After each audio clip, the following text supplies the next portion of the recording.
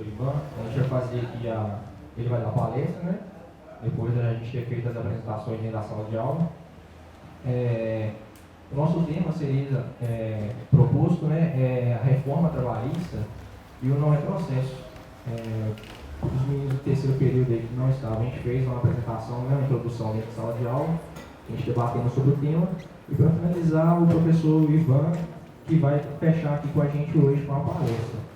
Como era a aula dele agora para vocês, né, a gente conversou tudo direitinho, acho que eu já ter passado para vocês, a gente reuniu a turma, né, e vocês fiquem à vontade, né, embora a gente está fazendo essa apresentação aqui, também é de vocês, caso surja alguma pergunta, o professor Ivan vai estar aí disponível, tá bom? Tudo bem. Queria desejar boas-vindas ao pessoal do terceiro período aí. Só explicando, né, que esse evento aqui faz parte da disciplina integradora e nós estamos com uma temática específica voltada para os 30 anos da Constituição de 88. Nós criamos uma página no Facebook que se chama Diálogos Fundamentais 30 anos da Constituição. Estão sendo postados lá vários conteúdos a respeito dos 30 anos da Constituição. E essas palestras que nós estamos produzindo nas turmas do 7º e do 8º período também serão postadas lá para que todos possam assistir, compartilhar e compreender um pouco mais desse momento histórico que nós estamos vivendo, em que a nossa Constituição completa 30 anos e nós ainda passamos por muitas incertezas no campo do direito constitucional e por via de consequência em todos os âmbitos do direito. Então eu gostaria de agradecer ao professor Ivan pela disponibilidade. Já vou passando a palavra para ele, fica à vontade aí para a sua exposição. Vamos aplaudir o professor.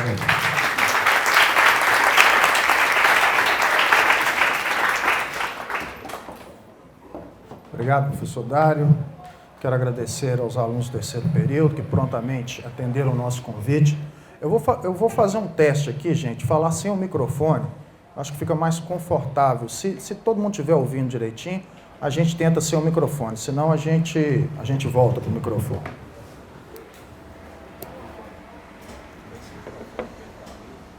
Esse aqui vai ser na hora da pergunta. Tá dando para me ouvir aí, gente? Tranquilo?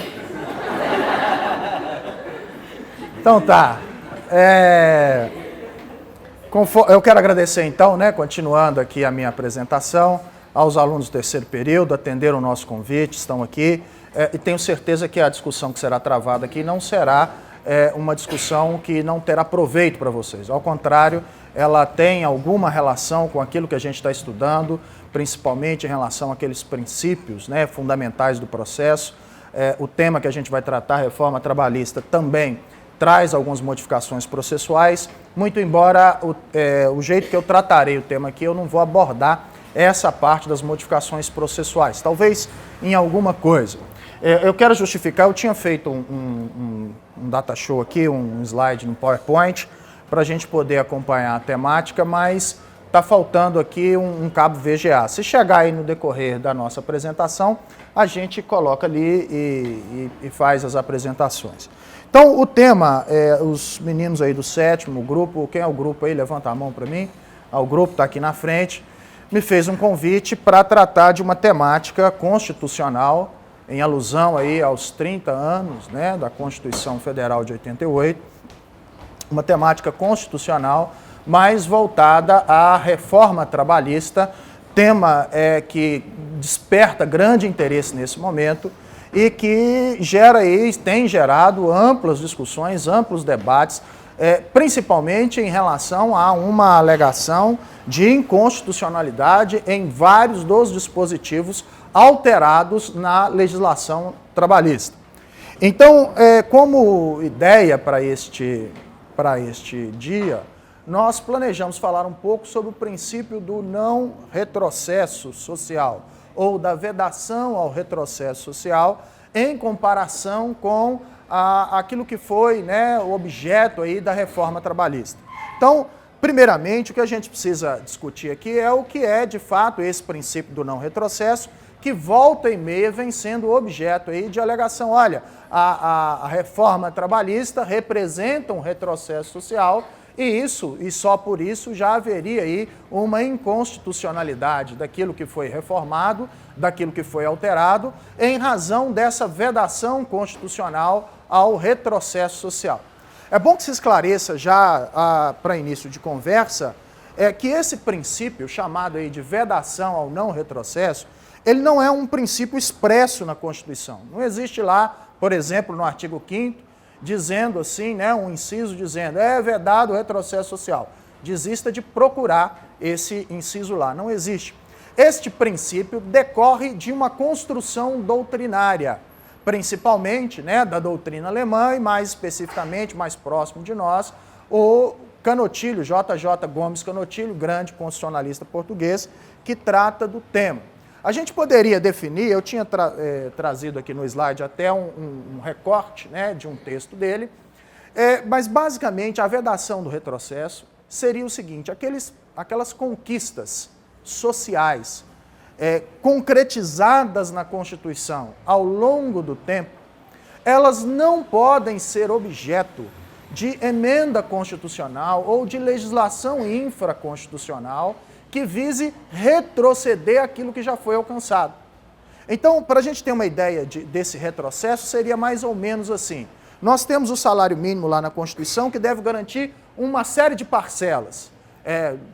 Educação, lazer, cultura, moradia. Só que, obviamente, há um conteúdo fortemente programático nesse artigo, dizendo que isso é uma meta a ser alcançada. A nossa Constituição, a gente poderia classificá-la como uma Constituição dirigente. Então, ela coloca metas a serem alcançadas. De 88 para cá, a gente pode dizer que algumas dessas metas foram alcançadas, principalmente no campo social. E a gente colocaria aí os direitos trabalhistas, né, como direitos sociais por excelência, tratados em tópicos específicos da Constituição, especificamente o artigo 7º, 8º, 9º, até o artigo 11 da Constituição, nós temos aí diversos dispositivos constitucionais que tratam de direitos trabalhistas. Então, essas conquistas que foram implementadas às duras penas, conquistas arrancadas aí até de uma evolução social, por exemplo, a política de valorização do salário mínimo, chega um momento em que isso deixa de ser apenas um ideal constitucional e passa a ser, ao mesmo tempo, uma garantia constitucional e um direito subjetivo a que este direito permaneça aí como dentro do ordenamento jurídico, garantindo aos seus titulares o exercício desses direitos.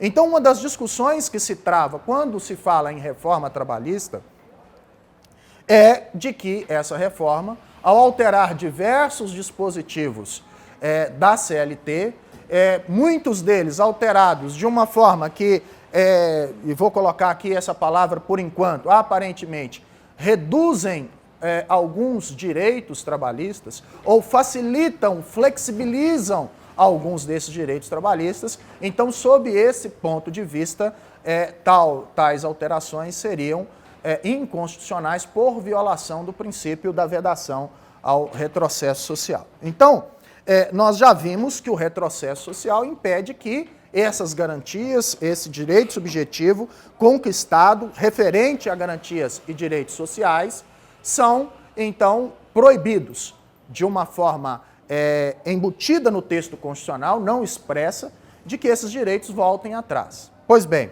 o próprio Canotilho, em escritos mais recentes, ele chegou a fazer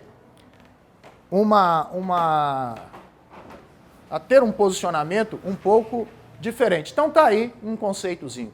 Quer dizer-se que os direitos sociais e econômicos, exemplo, direito dos trabalhadores, direito à assistência, direito à educação, uma vez obtido um determinado grau de realização, porque pode ser que no início a Constituição ainda de forma programática tenha estabelecido, mas através de conquistas da evolução social isso vai sendo concretizado na legislação infraconstitucional, atinge um determinado grau de realização, passam a constituir simultaneamente uma garantia institucional e um direito subjetivo. Essa é a fala do Canotilho. Agora veja só, mais recentemente, diante de uma crise que se abateu sobre a Europa, inclusive Portugal, muito afetado por essa crise, o Canotilho faz algumas ressalvas ao seu posicionamento. Então, vale a pena a gente ler ali. O rígido princípio da não reversibilidade, quer dizer, o retrocesso, ou formulação marcadamente ideológica, o princípio da proibição da evolução reacionária pressupunha um progresso, uma direção e uma meta emancipatória e unilateralmente definidas. Aumento contínuo de prestações sociais. Aliás, essa é uma das características do direito do trabalho. Ele é um direito em construção e que está sempre em busca de melhores condições. Agora, diz o Canotilho, deve relativizar-se esse discurso, que nós próprios enfatizávamos noutros trabalhos, ou seja, ele está mudando de ideia em relação ao pensamento dele. A dramática aceitação de menos trabalho e menos salário, mas trabalho e salário para todos, o desafio da bancarrota da Previdência Social, o desemprego duradouro parece apontar para a insustentabilidade do princípio da não reversibilidade social. Então, o Canotilho parece que está dizendo o seguinte, olha, tudo bem, não pode perder direitos sociais aí, mas a questão da não reversibilidade passa sob um crivo do possível, aquilo que é possível realizar. Se a própria sociedade, em termos econômicos, está retrocedendo, é preciso garantir algumas coisas mínimas. Então ele faz aí a dramática, né? Ele usa a expressão, a dramática aceitação de menos trabalho, menos salário, mais trabalho e salário para todo mundo. A famosa frase que a gente costuma dizer, né? É melhor pingar do que faltar, né? É isso que ele está dizendo, dentro de uma realidade social que não comporte, talvez, o progresso sempre em frente dos direitos sociais, é possível relativizar o princípio do não retrocesso. Essa é a posição mais recente do Canotilho, um dos maiores defensores desse princípio aí.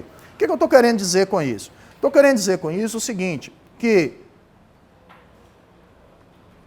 talvez não seja pelo princípio do não retrocesso, como muitos têm dito, que a gente vai conseguir derrubar talvez alguma medida aí relacionada à reforma trabalhista. Esse princípio é um princípio extremamente controvertido nesse sentido e ele esbarra nessa própria característica que o Canotilho fala aqui, que é a reserva do possível, né? Como é que eu vou conseguir continuar com isso se o país está cada dia arrecadando menos, se tem menos trabalho para todo mundo? Como é que eu vou continuar garantindo direitos sociais? A Espanha, um dos países que tem mais direitos trabalhistas na Europa, passa por uma crise tremenda de empregabilidade. A legislação lá é muito mais rígida que a daqui. A França, recentemente, o parlamento votou em dar poderes lá ao primeiro-ministro para poder alterar a legislação trabalhista. Então veja que a Europa, que teve de fato um Estado social, né, passou pela fase do Estado social, nós não chegamos, né, nós comemos uma etapa aí, a Europa toda se movimenta mais ou menos nesse sentido. Então, o que eu quero dizer com isso é que, na verdade, os direitos trabalhistas, o núcleo dos direitos trabalhistas garantido na Constituição, ele não foi afetado diretamente pela reforma trabalhista. Nenhum dos direitos lá do artigo 7º foi alterado ou se permitiu na reforma trabalhista negociação sobre o núcleo central dos direitos trabalhistas que estão na Constituição.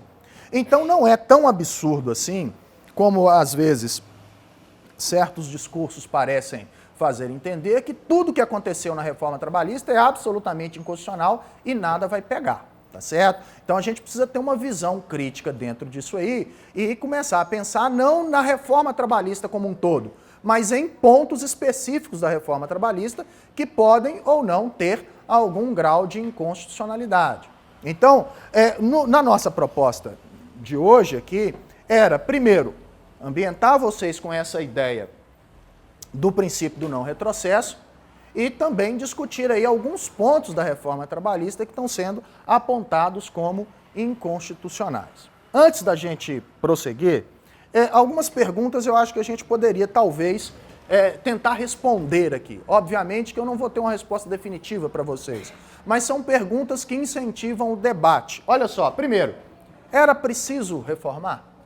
Segunda pergunta, a reforma no geral é boa ou ruim?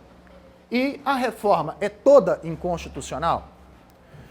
Com relação à primeira pergunta, se era preciso reformar, na minha opinião, eu acho que era preciso reformar, sim. Eu penso que era preciso reformar. Talvez não da forma como foi feita a reforma, sem um debate necessário, sem estudos necessários. Em alguns pontos, a reforma até dificulta a aplicabilidade do próprio direito do trabalho. Em muitos pontos, a reforma, ao invés de beneficiar o trabalhador ou beneficiar o empregador, porque aparentemente, né, há sempre, né, essa dicotomia, ou se beneficia o trabalhador, prejudica o empregador. Se está beneficiando o empregador, é porque está prejudicando o trabalhador. Essa dicotomia aí, na verdade, talvez nem seja real nessa reforma trabalhista.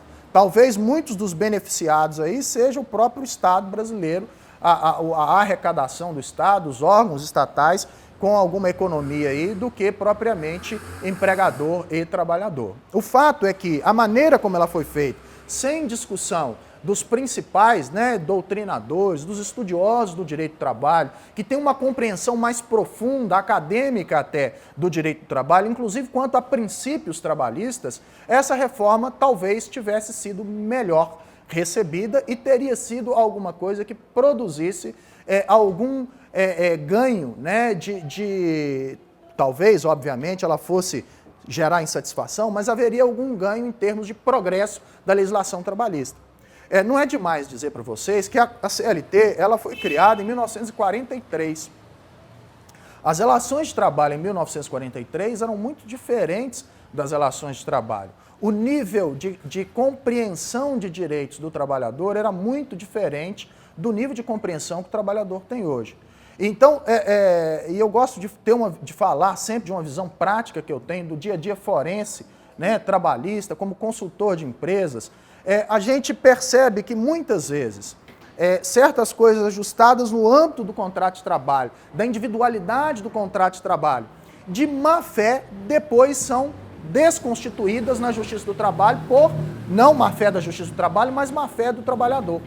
Existe má fé do empregador? Claro que existe, né? São inúmeros os exemplos de má fé do trabalhador. Mas se a gente fosse tirar do empregador, mas se a gente fosse tirar uma média, muitas vezes certas circunstâncias que no dia a dia beneficiaram o trabalhador, ele pediu para fazer, ele depois volta atrás e fala assim, a legislação não permite, eu quero os direitos trabalhistas relacionados a isso. Por exemplo, vou dar um exemplo, vocês vão entender. Você quer emendar a Semana Santa porque a sua família vai viajar. E aí você combina com o empregador de que você não vai fazer o horário de almoço, vai trabalhar até mais tarde para compensar um dia ali que você vai emendar a Semana Santa. E aí você faz o combinado e folga a Semana Santa, curte lá com a sua família e volta. E depois, quando sai da empresa, vai lá reclamar aquelas horas extras que você fez e que não foram pagas e não havia acordo de compensação de horas. E, invariavelmente, a Justiça do Trabalho julga procedente o pedido porque a hora extra foi feita sem o devido acordo de compensação de horas. Ora, a quem interessou esta compensação? Ao trabalhador. Em que ele foi prejudicado? Em nada. No entanto, a legislação hermética como não permitia que esse acordo fosse celebrado. Então, quando vem a reforma e permite a ampliação dessa negociação de forma individual, o que a gente percebe é que isso já acontece do ponto de vista prático. Eu não estou dizendo que todo trabalhador faz isso, mas isso é muito comum no dia a dia da Justiça do Trabalho, no dia a dia do foro trabalhista. Então, são exemplos de que nem sempre, né, o trabalhador é sempre o santo da história. Nem sempre eu posso dizer que a reforma trabalhista, ao flexibilizar a possibilidade de negociação individual, ela prejudica o trabalhador. Outro exemplo, se o seu empregador quiser deixar você morar num apartamento que ele tem desocupado, gratuitamente, fala assim, eu gosto muito de você, você é meu chegado, eu gosto do seu trabalho, eu vou deixar você morar no apartamento, não me precisa pagar aluguel. E você aceita de bom grado, beleza, você trabalha lá há 5 anos, morando no apartamento que o empregador te cedeu. O que vai acontecer ao final? O empregador, se você pleitear na Justiça do Trabalho, vai ser condenado a pagar férias sobre o valor do aluguel, vai ser condenado a pagar hora extra sobre o valor do aluguel que ele não cobrou, vai ser condenado a pagar 13º salário, qualquer outro acréscimo que decorreria da verba salarial, porque aquela moradia que você obteve será considerada aí um salário in natura, ou seja, é como se ele estivesse te pagando parte do salário com moradia. Veja, o que vai acontecer quando tem disposição como essa? O capital tem uma coisa que ele não é bobo. Ele simplesmente vai ser orientado pelo seu advogado, pela sua assessoria, a não deixar você morar lá de graça. Então veja que a rigidez, por que isso existe, essa norma existe? Essa norma existe no sentido de evitar que o trabalhador, para fugir de obrigações e encargos trabalhistas, te dê parcelas in natura para que sobre aquelas parcelas não incida FGTS, não incida INSS, não incida horas extras. No entanto, quando ele faz esse tipo quando ele é impedido de fazer esse tipo de coisa, ele deixa de fazer. Ao passo em que se você pudesse negociar livremente com ele, que sobre aquilo ali não haveria incidência salarial, você teria ampla liberdade de ter de graça um apartamento para morar. Então a rigidez da legislação, considerando que naquela época o trabalhador não tinha o alcance dos seus direitos, na época de 43, mas agora há, sem dúvida nenhuma, uma evolução nesse pensamento do trabalhador, essa rigidez extrema da legislação pode acabar prejudicando o trabalhador. Então aqui não é caso de falar que é bom para o empregador ou não, é dizer que, de repente, uma rigidez extrema da legislação, ela acaba prejudicando o próprio trabalhador. Então percebam, o que se quer dizer com isso é que é necessário reformar para tirar da CLT esses empecilhos que acabam restringindo direitos do trabalhador pelo impedimento à livre negociação. A reforma trabalhista pretendeu fazer alguma coisa assim, mas acho que ela não obteve sucesso, pelo fato como ela foi feita. Ela gera mais dúvida, ela gera mais riscos para o empregador, de repente, do que ela pacifica ou facilita a vida de ambas as partes, tanto do empregador quanto do trabalhador. A segunda pergunta, a reforma no geral é boa ou ruim? É difícil a gente responder taxativamente. A reforma era necessária, mas, no geral, na minha opinião também aqui, ela é ruim, não porque ela seja inconstitucional, no seu todo, mas ela é ruim pela maneira como ela foi feita, pela falta de discussão que houve nela. Então, ao invés de ela resolver o problema das relações trabalhistas, ela acabou, na verdade, complicando ainda mais, trazendo a possibilidade de mais conflitos. E não é à toa, gente, que existem já pelo menos 20 ações, está muito pequenininho aí, tramitando no Supremo Tribunal Federal ações diretas de inconstitucionalidade a respeito de diversos pontos sobre a reforma trabalhista. Obviamente que se tivesse havido mais debate, se tivesse sido melhor elaborada, talvez essa reforma não tivesse gerado tanta discussão e tantas ações de inconstitucionalidade. Do ponto de vista, então, do controle difuso de constitucionalidade nas instâncias inferiores, cada juiz está decidindo de um jeito. Tem juiz que está aplicando a lei ipsis literis, não quer nem saber. Tem juiz que está declarando a inconstitucionalidade e não aplicando os dispositivos. Isso vai afogar o judiciário trabalhista com ações discutindo inconstitucionalidades. Vai desembocar, em última análise, no Supremo. Então, a gente percebe que, desse aspecto, a reforma é ruim. É ruim porque ela gera mais descontrole, ela gera mais insegurança do que segurança jurídica, que, em tese, teria sido aí o objetivo, talvez, principal daqueles que queriam a reforma. A reforma é toda inconstitucional? De maneira nenhuma. Ela não é toda inconstitucional. Até porque dessas 20 ações de inconstitucionalidade em tramitação, nós temos ali, prestem atenção que eu vou ler para vocês as principais. Pagamento de custas e honorários de sucumbência na Justiça do Trabalho. É uma discussão. Contribuição sindical. A grande maioria das 20, 1, 2, 3, 4, 5, 6, 7, 8, 9, 10, 11, 12. 12 são sobre contribuição sindical, interesse direto aí dos sindicatos, tá certo? O resto, trabalho intermitente, é uma outra alegação de inconstitucionalidade aí. E correção dos depósitos pela poupança, correção do depósito recursal pela poupança, é uma outra ação direta de inconstitucionalidade. Então veja que nem todos os dispositivos que estão sendo considerados, né, inconstitucionais, está sendo propalado como todo inconstitucional aí, são dispositivos que estão sendo discutidos pela via da ação direta de inconstitucionalidade. Beleza.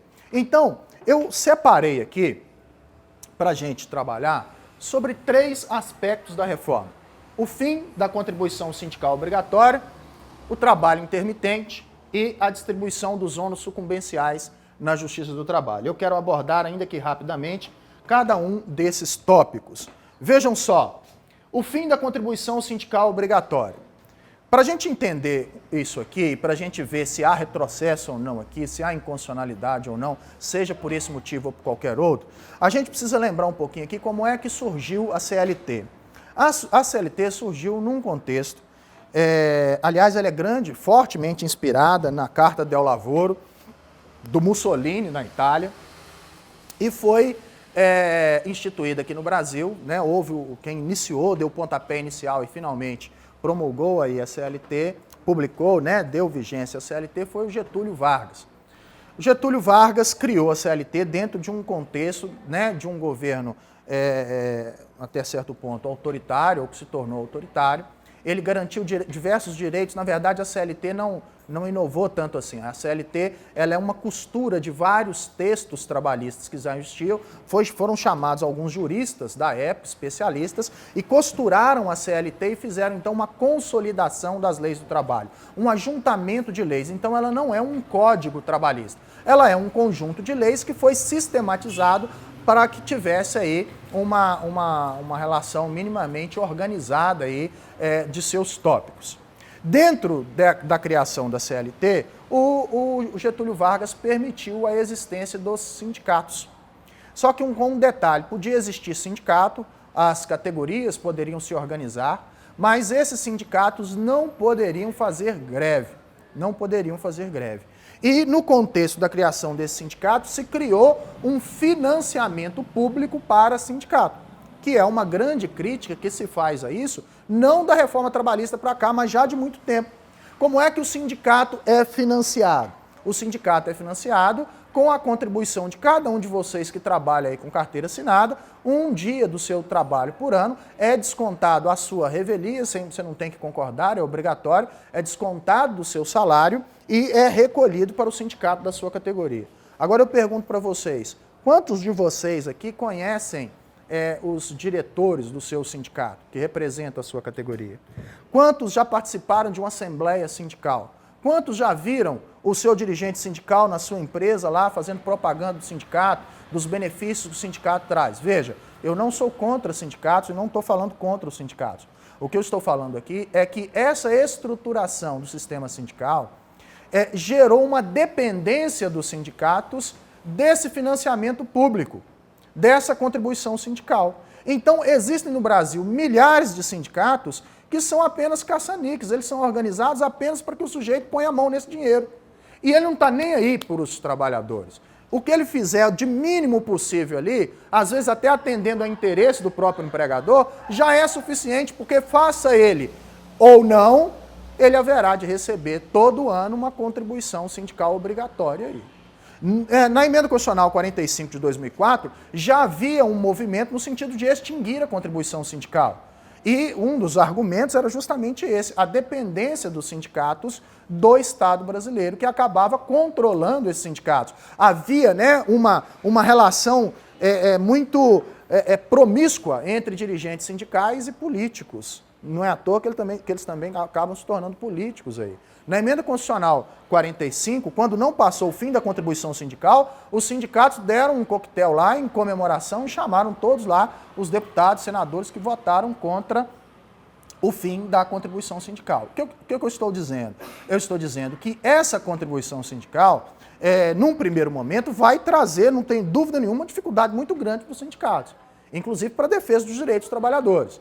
Agora, que a longo prazo isso pode fazer com que o sindicato, para sobreviver, tenha que ser de fato sindicato, tenha que ir lá na fábrica e falar assim, olha, eu sou o seu representante sindical, se você não se unir, se você não se sindicalizar, você vai continuar tendo condições ruins de trabalho, vai continuar tendo dificuldades aí na defesa dos seus interesses, então se sindicalize, participe do sindicato, vá às reuniões, vá às assembleias. Se isso acontecer, eu tenho certeza que o sindicato vai ser forte não por causa da contribuição sindical obrigatória, mas por causa da contribuição espontânea do trabalhador que sabe quem é o sindicato dele, quem representa ele, e ele passa a tomar partido nas decisões do sindicato, passa a participar realmente das decisões sindicais, o que, tirando aí talvez uns 5 sindicatos no Brasil, talvez um pouco mais, o resto, a maioria deles não tem nenhuma representatividade diante dos trabalhadores. Então a gente poderia dizer que a retirada,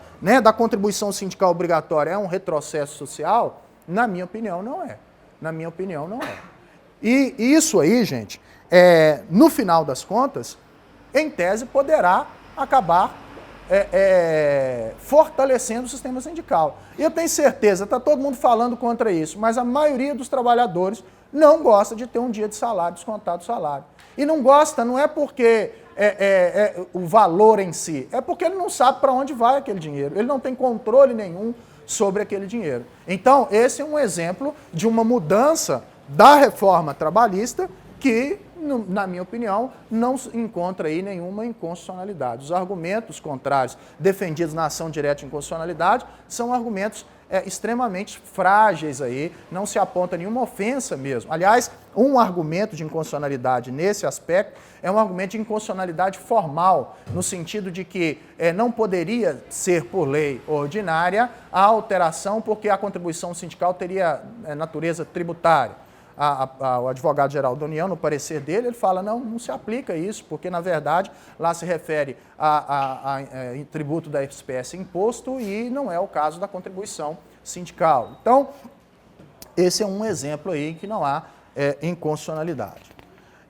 Segundo tópico, delimitando aí. Trabalho intermitente. Trabalho intermitente. Esse é um que ninguém sabe direito como que ele vai funcionar e que está sendo apontado como inconstitucional. Uma das alegações é que ele permite que o sujeito receba menos que o salário mínimo, que ele só vai ganhar pela hora trabalhada. Bom, primeiro de tudo, o que é o trabalho intermitente? O trabalho intermitente é aquele trabalho em que o sujeito só vai ganhar pela hora trabalhada. Ele está lá na casa dele, ele é chamado pelo empregador, o empregador diz assim, você pode trabalhar para mim de 10 horas até meia-noite para cobrir um evento assim? E aí o cara fala, posso. Então vem. Ele vai, trabalha aquilo ali, ele recebe por aquelas horas e, segundo o regramento, ele vai receber férias, 13º, proporcional àquele período ali, o FGTS proporcional àquele período e etc. E aí ele vai para casa. Amanhã pode ser que não tenha evento para ele trabalhar. Então ele não está à disposição do trabalhador, ele não fica à disposição do trabalhador naquelas horas em que ele não está trabalhando. E aí então se diz, olha, esse sujeito vai ganhar muito pouco, e se a empresa não chamar, ele vai ficar sempre na dependência. Nesse trabalho intermitente, enquanto ele não está trabalhando para o outro, ele pode trabalhar para quem ele quiser, ele pode ter 10 empregadores intermitentes sem nenhum problema. Obviamente, gente, que não dá para colocar intermitente em tipos de atividades, isso é por uma questão até mesmo da organização empresarial. Eu não posso colocar um intermitente numa atividade que eu tenho necessidade diária, sequencial. Como é que eu vou colocar um cara para trabalhar só algumas horas? Então, esse trabalho intermitente ele vai acabar recaindo sobre aquelas atividades que tenham essa necessidade intermitente de trabalho.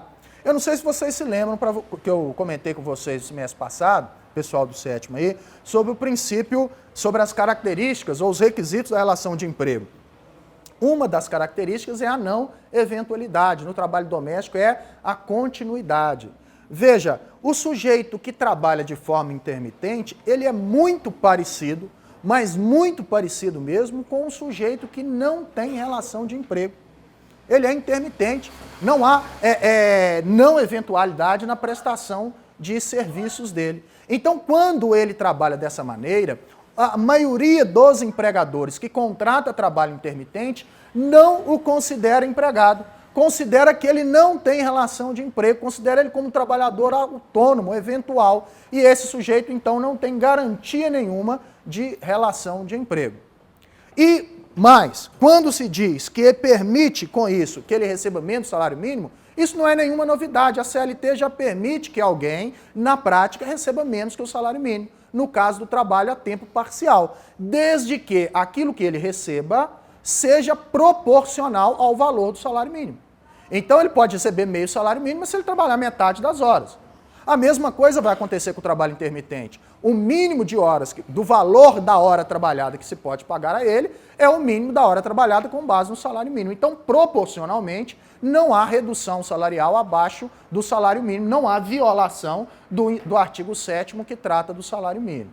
Então, percebam, também sobre esse aspecto não haveria esse tipo de inconstitucionalidade. E o que eu percebo, e as pessoas talvez tentam esconder do grande público, é que, na verdade, esse trabalho intermitente já acontece. Ele não é novidade, ele não vai passar a surgir a partir de agora. Ele já acontece, só que ele acontece sem registro na carteira, sem nenhum tipo de garantia, sem 13º, sem férias, sem nada. Aliás, sem até garantia de salário mínimo, porque paga-se o que o cara quiser receber. Ah, eu preciso de um cara para fazer um servicinho aqui. Você contrata o cara e faz o servicinho, fica por aquilo mesmo.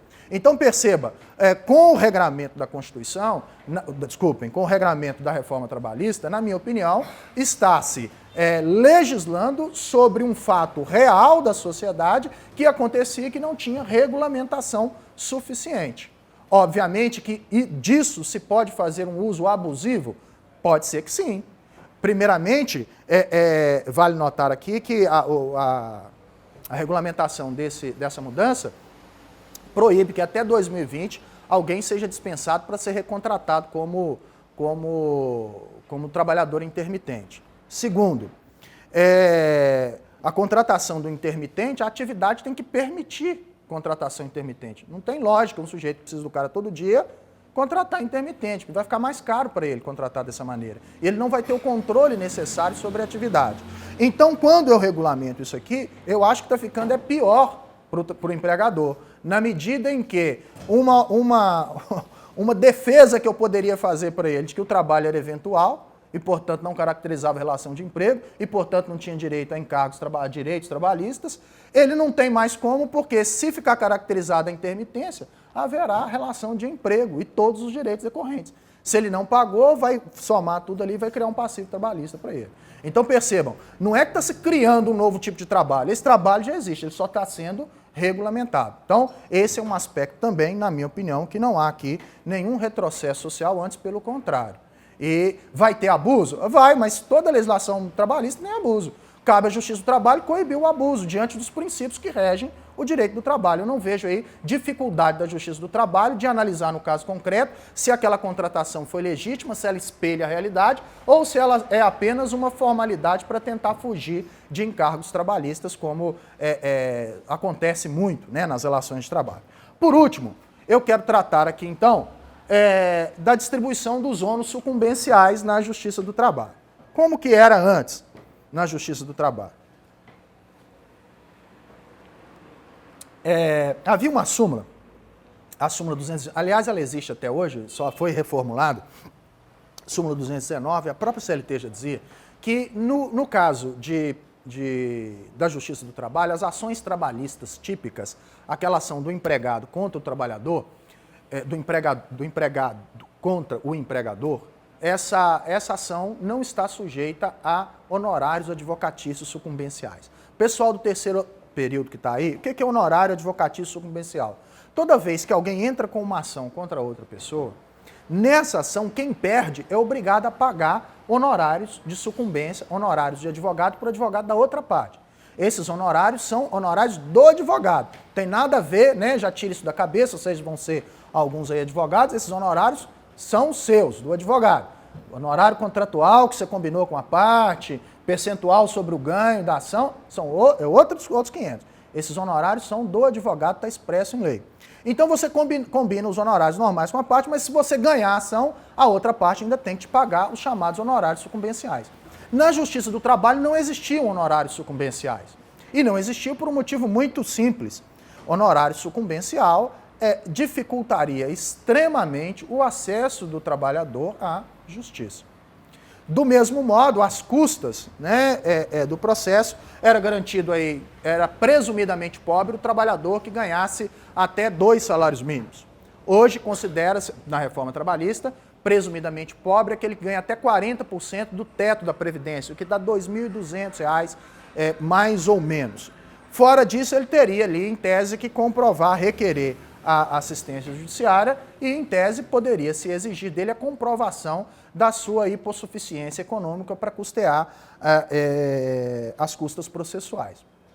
Nesse aspecto, a legislação mudou para instituir a possibilidade, né, de cobrança de honorários sucumbenciais, e eu quero dizer aqui também que isso não é um pleito de empresários, isso é um pleito de advogados, né, a OAB do Mato Grosso, tempo atrás, né, comemorou e fez uma pressão lá na Comissão de Constituição e Justiça para que se aprovasse honorário de sucumbência na Justiça do Trabalho. É um ganho da classe dos advogados que trabalham e querem ganhar honorário de sucumbência, porque, né, todo mundo também é filho de Deus, né? Então, esse é um pleito dos advogados que acabou entrando. O que talvez aqui a gente possa considerar inconstitucional, e nesse sentido a Procuradoria-Geral da União, salvo engano ainda na época do Procurador-Geral anterior, ingressou com uma ação de inconstitucionalidade, foi a maneira como foi tratado o assunto. Por exemplo, o empregado está sob a justiça gratuita. O CPC diz que a justiça gratuita compreende, por exemplo, honorários periciais. A perícia tem que ser custeada pelo Estado.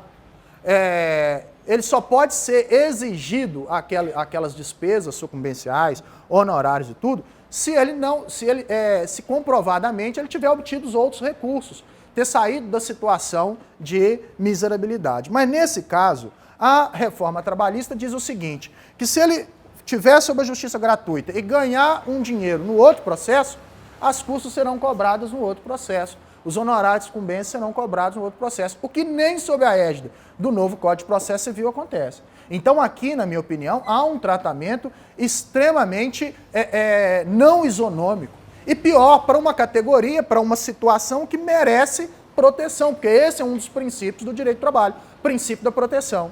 Então, por exemplo, o empregado que naturalmente, né, por definição, é hipossuficiente, se ele perder uma ação trabalhista aqui e ganhar outra ali, os honorários daqui podem ser cobrados no de lá.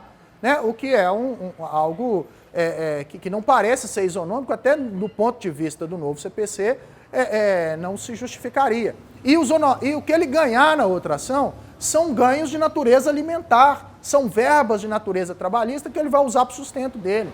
E aí incidiria talvez até uma impenhorabilidade sobre isso. Então, quer dizer, nesse aspecto eu acho que há um retrocesso. E acho que há inconstitucionalidade. Justamente e principalmente pelo tratamento não isonômico, é a primeira situação, e segundo, porque violaria aí o princípio geral, né, o princípio constitucional do acesso à justiça, né, a garantia dele poder ir ao judiciário. Então, muitas vezes, aliás, né, eu vou até fazer um parênteses aqui, mais uma vez da experiência prática minha no foro trabalhista. Eu já fiz acordos de R$2.000 em ação de R$200.000. Cheguei lá, não, der 2 mil para ele, ele aceita. Mas a ação era de 200 mil. Como é que pode uma ação de 200 mil o cara aceitar um acordo de 2 mil? É porque aqueles 198 mil que ele estava pedindo eram absolutamente indevidos. Então o cara dá aquele valor da ação altíssimo, pede coisa que ele não tem direito, para depois ele forçar um acordo melhorzinho. Vamos imaginar que ele teria ali mesmo, contando ali, no máximo os 2 mil. Ele conseguiu o acordo de 2 mil, mas porque ele deu um valor de R$200.000. Agora, se ele fizer isso sob a égide da nova legislação, ele vai ser penalizado com os honorários de sucumbência. Então, faz com que o advogado trabalhista, e talvez aí o erro maior seja do próprio advogado trabalhista, a gente tem que fazer o meia-culpa aqui, de ficar colocando penduricalhos na petição inicial trabalhista, fazendo pedido que, obviamente, o cara não tem. Ele nem questionou na época em pedir, mas o advogado, e aí, isso assim, e aquilo outro. Então, vai inchando a petição com o objetivo de ganhar um ganho indevido ali. E talvez por isso essa reação extrema da legislação no sentido de penalizar o trabalhador nesse sentido. Eu acho que houve uma desproporcionalidade, acho que esse artigo viola o acesso à justiça, porque o trabalhador, sem dúvida nenhuma, vai ficar com medo de entrar na justiça do trabalho por conta dessas situações, e vai realmente dificultar a defesa dos direitos dele em juízo aí. Nesse aspecto, poderia sim dizer que há violações aí, inclusive a direitos fundamentais, e a gente poderia falar até mesmo em retrocesso social, uma vez que a gratuidade judiciária, a próprio princípio do jus postulante, que é até discutido, né, se ele privilegia ou não, são princípios que visam o acesso à justiça e o alcance do trabalhador nos seus, na defesa dos seus direitos em juízo. Então, finalizando aquilo que nós falamos, eu queria só recordar com vocês alguns princípios básicos, fundamentais aí do direito do trabalho, e que vão servir de norte para análise das relações individuais, independentemente de inconstitucionalidade, tá certo? Então, o primeiro princípio é o princípio da proteção. O princípio da proteção diz que, na verdade, o direito do trabalho ele serve para equilibrar as partes, numa relação que é naturalmente desequilibrada. O princípio da proteção não é o único do direito do trabalho. Lá na defesa do consumidor, o consumidor tem algumas prerrogativas que o protegem na relação consumerista em que ele é a parte hipossuficiente. Então, muitas questões e dúvidas relacionadas à aplicação da norma podem ser resolvidas e fundamentadas no princípio da proteção. Segundo, princípio da primazia da realidade sobre a forma. Há um dispositivo na reforma trabalhista que diz que se a formalidade do trabalho autônomo tiver sido observada, o trabalho será autônomo e não haverá relação de emprego. Ora, é um contrassenso dizer isso, porque não adianta formalidade na relação de trabalho. O que manda é o princípio da primazia da realidade. Não adianta você escrever, autenticar, levar no cartório. Se na prática a relação destoa daquilo que está refletido na forma, isso não vale nada, vai ser nulo e vai se aplicar àquilo que é a realidade. Também dá para resolver os problemas da reforma trabalhista por esse princípio. E por último, o princípio da irrenunciabilidade das normas trabalhistas. Qualquer acordo individual que seja feito e que implique renúncia de direitos trabalhistas, esses acordos não terão a necessária validade aí, né? Então, aquilo que se permitiu acordar individualmente são coisas que naturalmente já acontecem no seio das relações de trabalho. O horário de trabalho é muito comum combinar. Eu, por exemplo, gostaria muito de combinar com o meu empregador de não ter que dar aula na segunda-feira de manhã, porque eu dou aula, ele me coloca para dar aula segunda-feira de manhã, porque eu não poderia dar de manhã num outro dia, porque eu dou aula até 10h30 e eu tenho que ter um intervalo mínimo de 11 horas. Se eu quiser dormir menos e quiser vir mais cedo para resolver a minha vida, o problema é meu. Quem é que tem que tutelar isso não é, na minha opinião, o Estado. E eu acho que a grande, esmagadora maioria dos trabalhadores brasileiros tem consciência necessária para poder acordar esse tipo de coisa, né? Óbvio, se houver abuso, princípio da proteção, princípio da primazia da realidade, da condição mais benéfica, enfim, irrenunciabilidade das normas trabalhistas. Mas também a gente não pode dizer e tratar o trabalhador brasileiro como um débil mental que não sabe o que ele pode fazer ou o que ele não pode fazer, principalmente quando se trata de condicionar o horário de trabalho dele, sendo que há limite máximo de jornada de trabalho. Então, nesse aspecto, a reforma trabalhista é toda inconstitucional? Ela é esse diabo aí, chifrudo e abudo, que o pessoal está falando? Não é não, não é não. Eu acho que, no mínimo, você tem que questionar certas coisas. E vai dar pano para a manga? Vai resolver o problema? Não vai. Na minha opinião, isso vai gerar mais conflito. E, para mim, está muito bom, né? Eu sou advogado, então, quanto mais conflito tiver, mais trabalho eu tenho. Tá bom?